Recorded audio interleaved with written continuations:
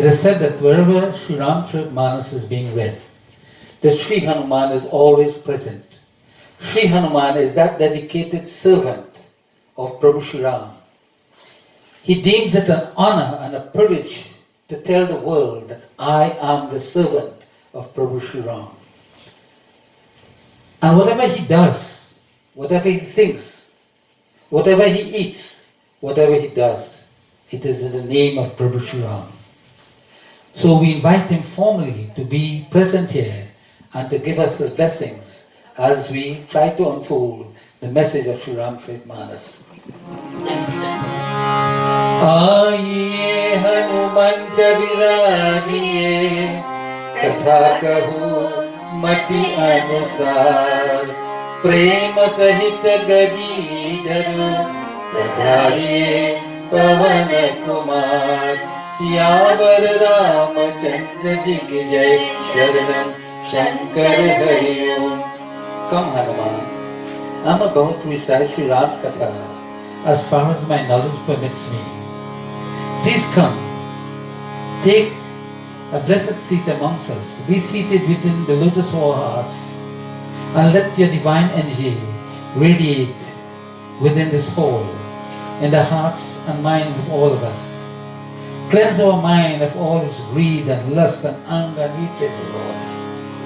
And as you are the humble servant of Prabhu Shri Ram, allow us to take that example of yours and be ever so humble to all our friends, to our relatives, to everyone. And of course, to pay reverence and devotion to the lotus feet of our beloved Lord Prabhu Shri Ram, as indeed you do. This we ask in your most holy name. Please bless us, give us the wisdom and the wherewithal to interpret the scriptures of your beloved Lord Prabhu Shri Ram. Prem se bolo, Pawan Putra Hanuman ki jai.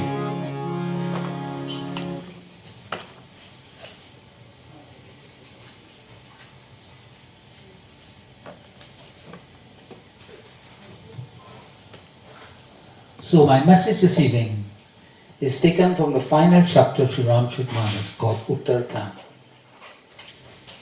In this Kand, Ramayana is at its greatest. The messages are so profound that it affects all of us in a very, very positive way. In this sojourn on earth, all of us at some point in time would meet our demise, just as the departed father of the soul.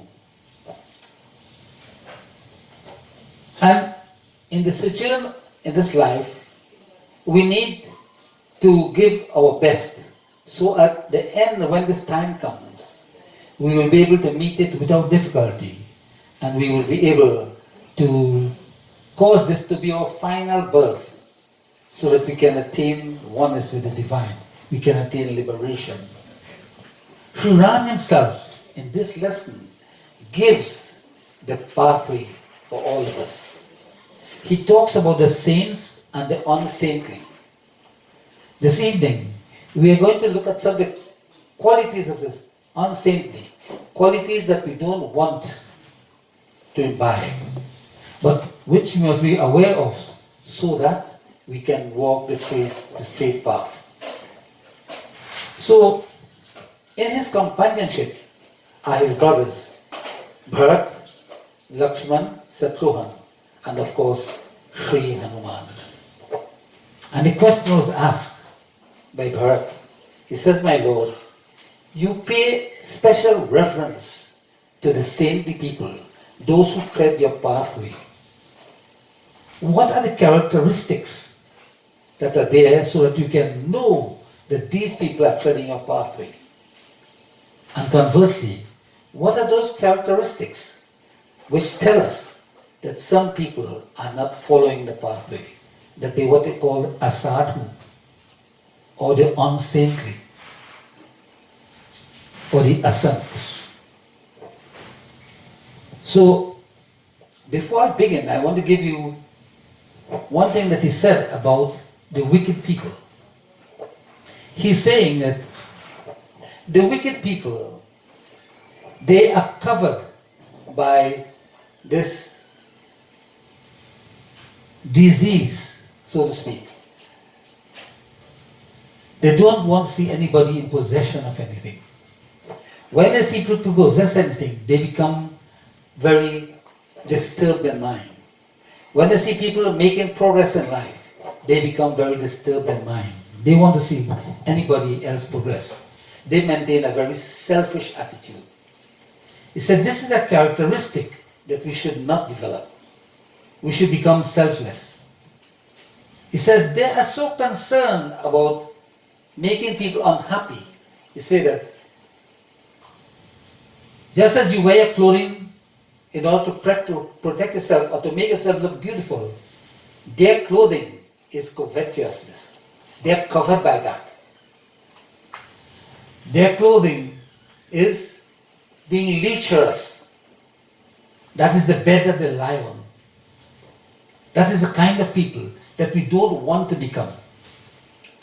He's telling his brothers, inclusive of Hanuman, but indirectly he is addressing the entire globe, the world. The brothers know that. Hanuman knows that. But this is a lesson for us. How can we improve? And he's saying that when someone sees another person in distress, it is as though it brings great joy to them. And there are people like that. Amongst our own friends and relatives, they don't want to see you progress.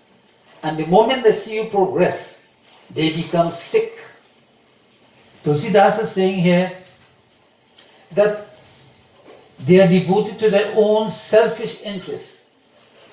They are hostile to their own people. They have no morals. They are greedy. And they are angered very easily. They don't want to see you progress at all.